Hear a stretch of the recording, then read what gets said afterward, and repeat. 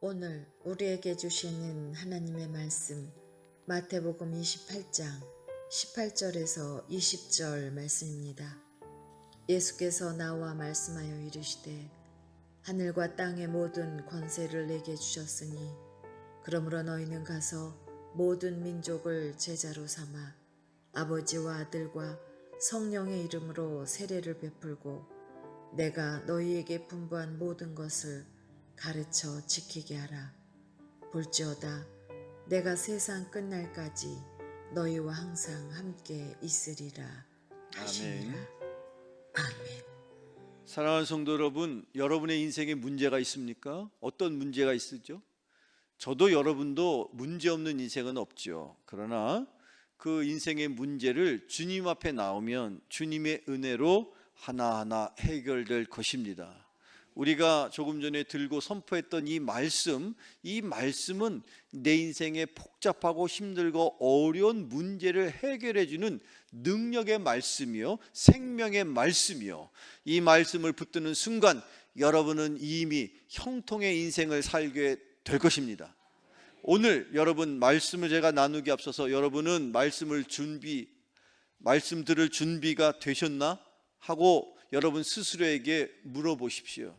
과연 내 마음이 하나님 앞에 온전히 집중해서 한 말씀이라도 내가 들을 수 있는 그 마음을 하나님께서 먼저 보신다면 이미 여러분은 하나님이 주시는 은혜로 여러분의 영혼은 이미 생명력을 얻고 얼마든지 여러분의 인생의 문제를 해결하게 될 것입니다.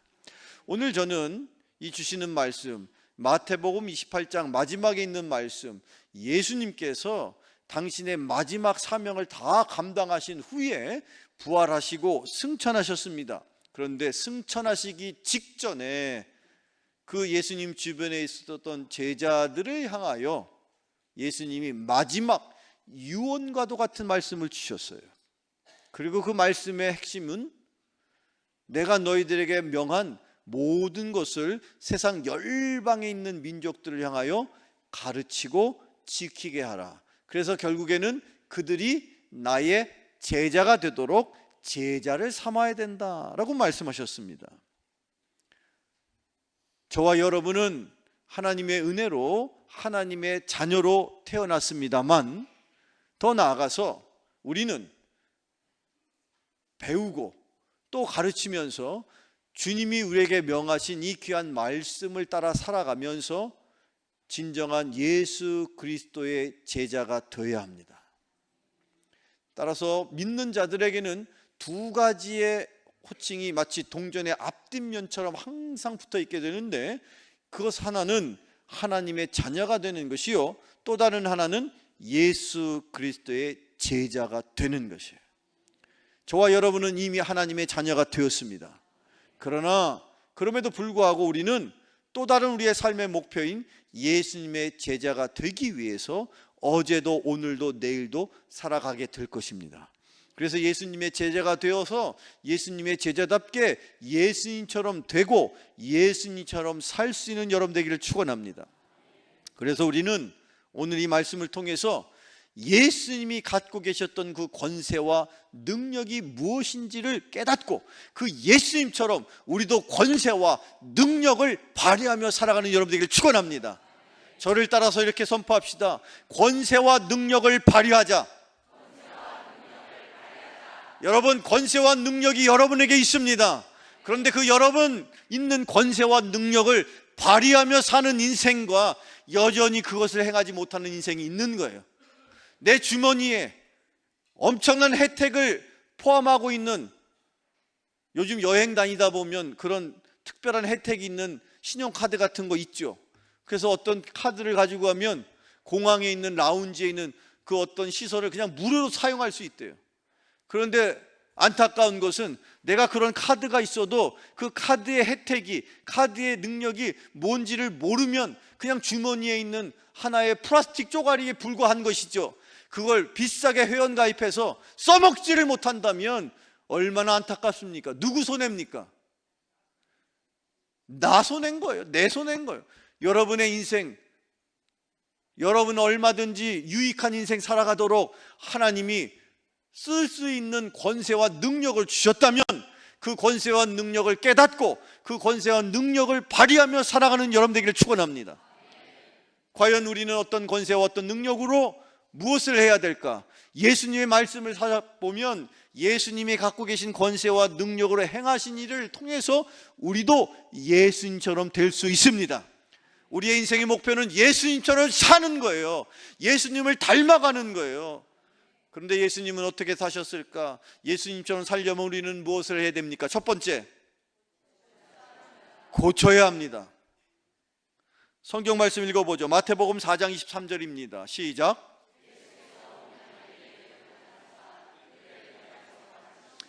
천국 복음을 전파하시며 백성 중에 모든 병과 모든 약한 것을 고치시니. 아멘.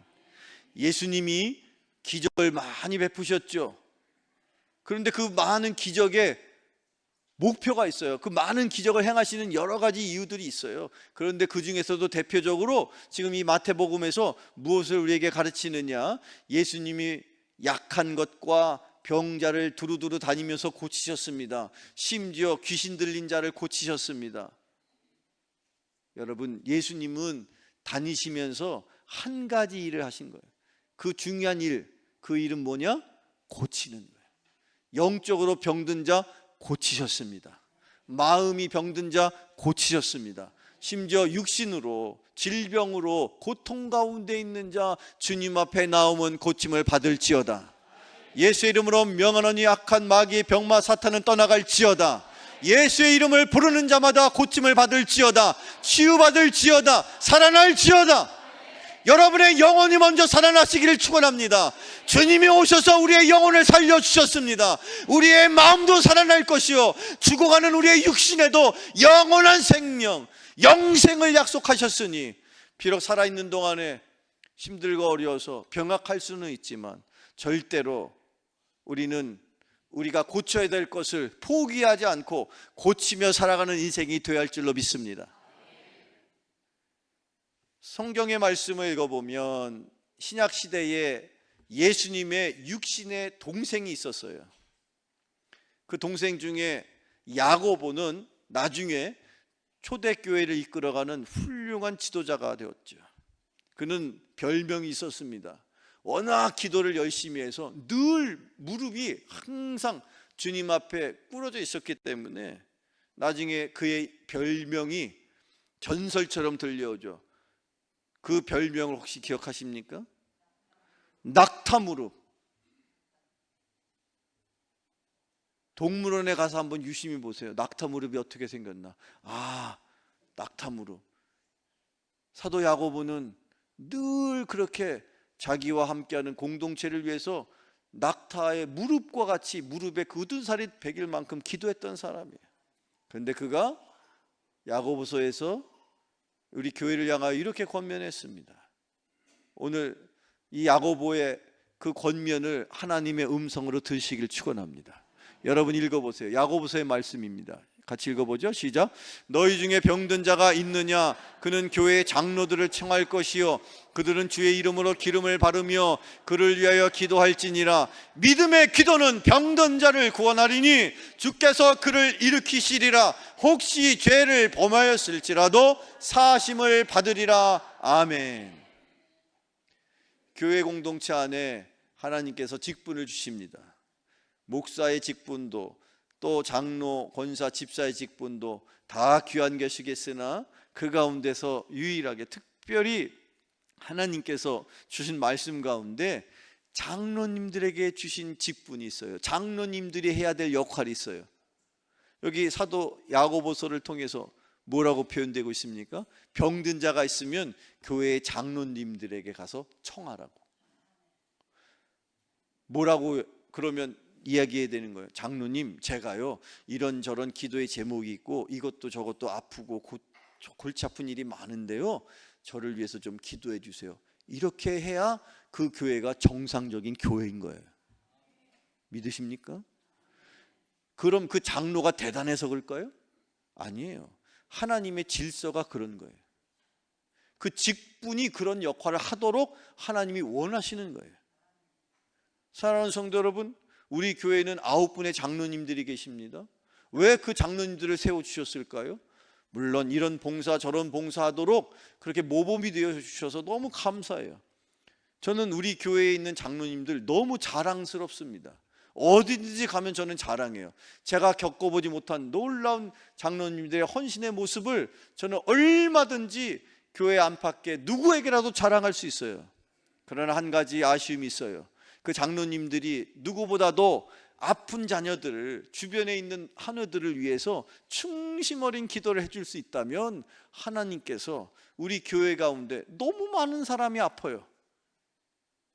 지금 이 자리에도 당장에도 지금 그 아픈 몸을 간신히 참여하면서 예배드리는 사람들이 있을 거예요. 근데 왜 하나님은 그들을 직접 아시면서도 왜 그들을 직접 치료하고 고치시지 않느냐? 이유는 무엇이냐?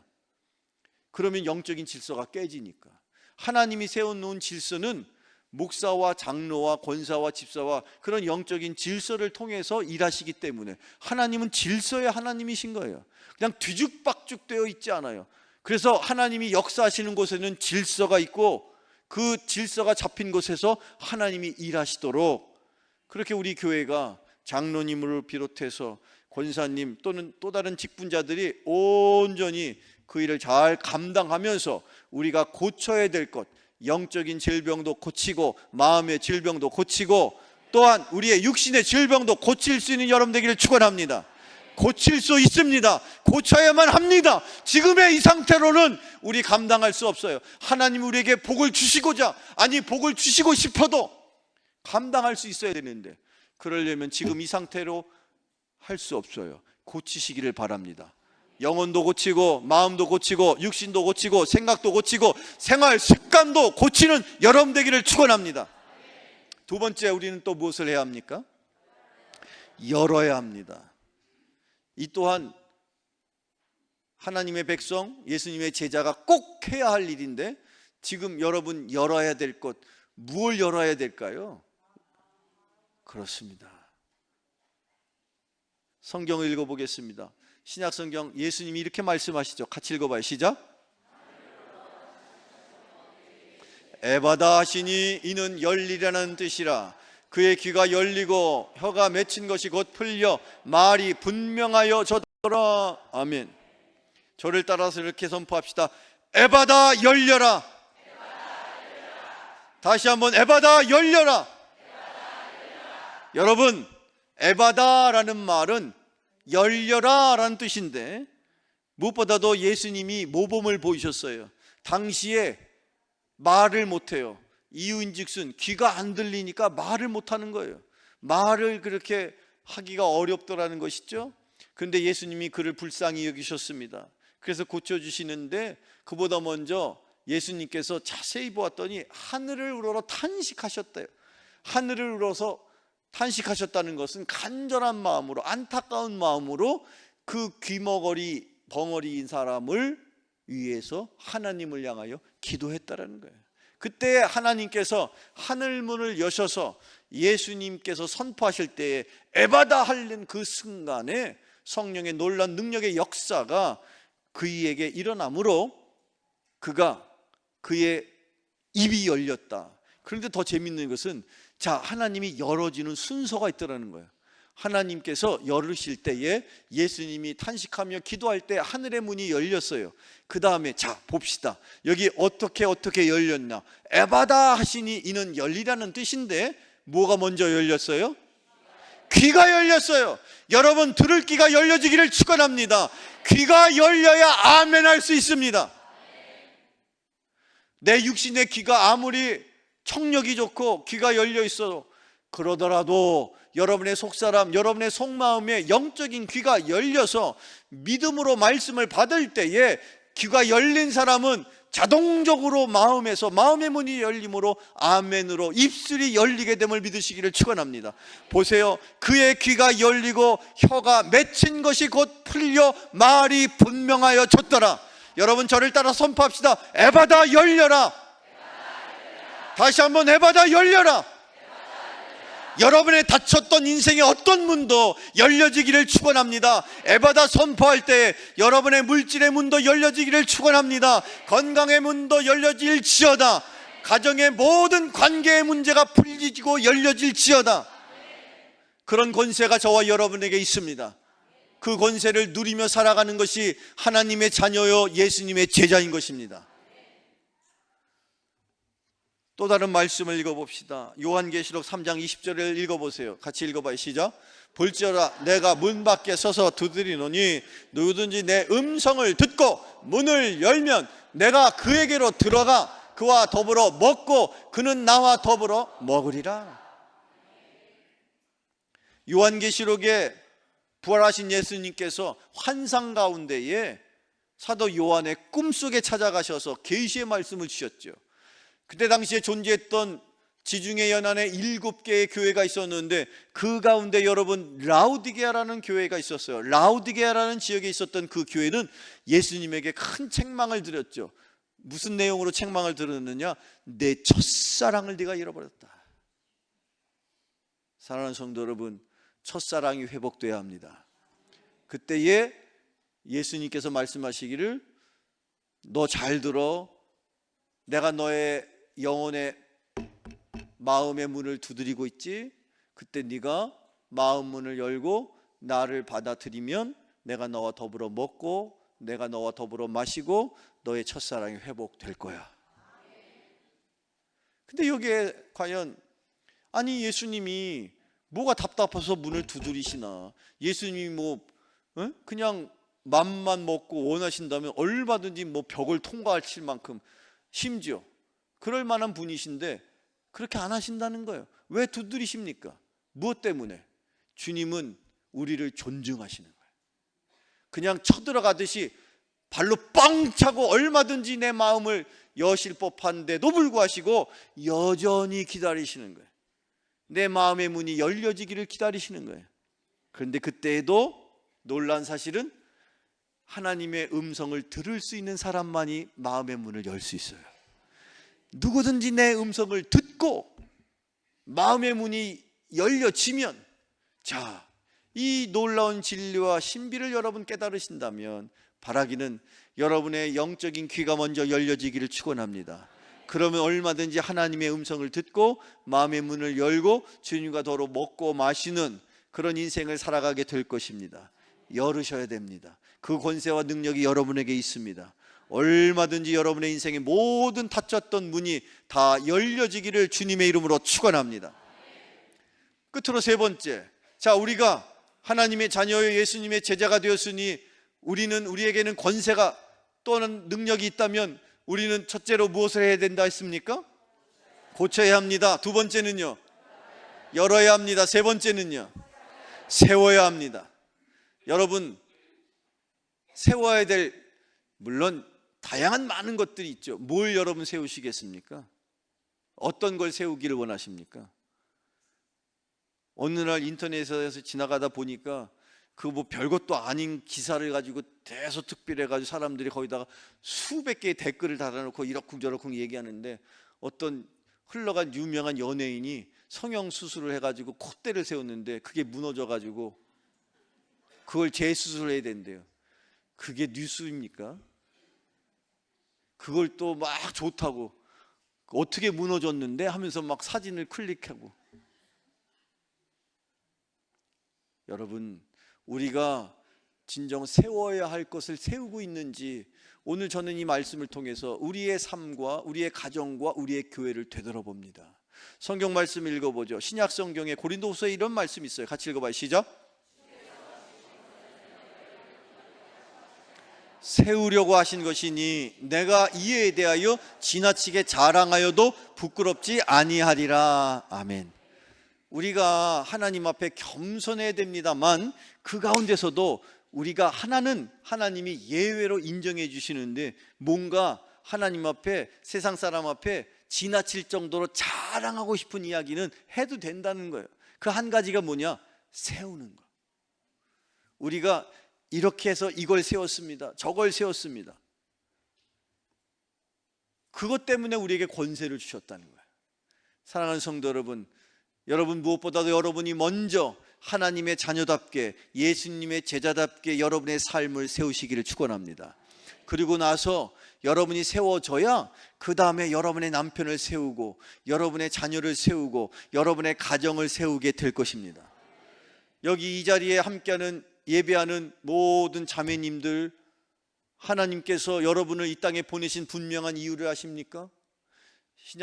창세기, 이 구약 성경의 출발이라고 할 수 있는, 이 말씀의 출발이라고 할 수 있는 창세기에 보면 모든 것의 시초를 거기에 낱낱이 기록하고 있죠. 근데 모든 것의 시초 가운데 인간이 하나님께서 말씀으로 이 세상에 만드실 때에 물론 재료는 흙으로 만드셨다고 기록되어 있지만 어쨌든 그 원리가, 재료가 아니라 원리가 말씀으로 만들어진 거예요. 그런데 그 인간을 만들어 놓고 참으로 흐뭇하셨던 하나님께서 어느 날 그 인간이 혼자 있는 것을 보시고 안타까워하셔서 그가 잠들어 있는 사이에 그의 갈비뼈를 취하시고 그 갈비뼈를 가지고 또 다른 인간을 만들었어요. 그게 여자입니다. 그렇다면 여러분, 사랑하는 성도 여러분, 지금 여러분의 옆에 있는 남자, 그 남자 볼 때에 뭐 훌륭해 보이고 대단해 보이고, 물론 훌륭하시죠. 대단하시죠. 우리 남편 훌륭하고 우리 아들 훌륭하고 우리 아버지 훌륭합니다만, 그러나 하나님 보실 때는 뭔가 하다못해 1%라도 남어요, 모자라요? 모자르죠. 그래서 하나님이 궁여지책으로 또 다른 인간, 즉 여자를 만드신 거예요. 그러면 여자는요, 일생 동안 옆에 있는 또 다른 인간인 남자를 세우는 게 그의 사명입니다. 믿으십니까? 왜 이렇게 자신감이 없어요? 자신 있게 그 일을 위해서 여러분의 인생이 존재한다고 그러면 억울합니까? 아닙니다. 보람이 있는 거예요. 그리고 여러분이 세워드린 그 남편이 온전히 세워지면 그 가정이 온전히 세워집니다. 그리고 그 가정이 온전히 세워지면 교회가 온전히 세워지는 거예요. 그런데 마귀는요, 지난 2000년의 교회 역사 속에서 어떻게 교회를 무너뜨리는지를 끊임없이 연구한 끝에 그 원리를 깨닫고 알게 되었고, 그 원리대로 지금 교회를 공격하고 있어요. 누가? 마귀가. 근데 그 마귀의 공격이, 교회를 향한 공격이 구체적으로 어디서부터 시작되느냐? 남자를 무너뜨리는 것부터 시작해. 남자가 무너지면 남편이든 그게 아버지가 됐든 아들이 되었든 남자가 무너지면 가정이 무너집니다. 가정이 무너지면 그 가정과 가정이 모여서 이루어지는 교회가 자동적으로 무너지는 거예요.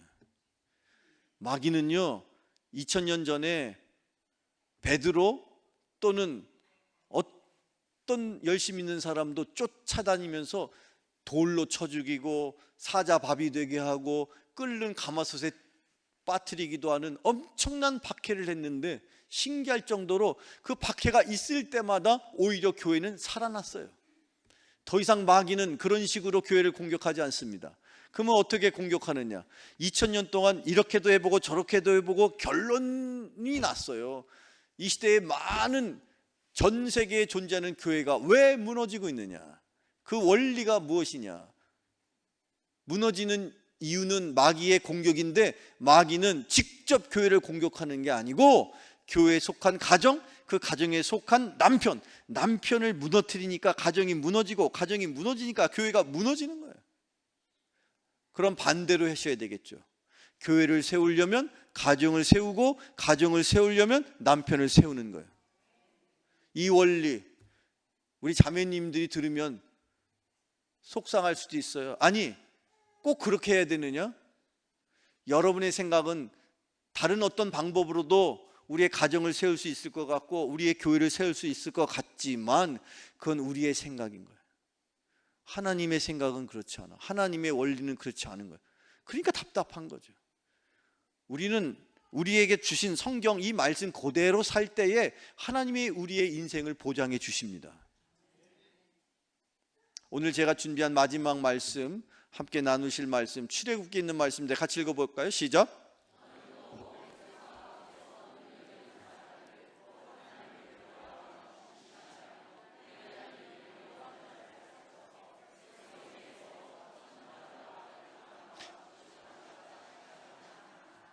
아멘.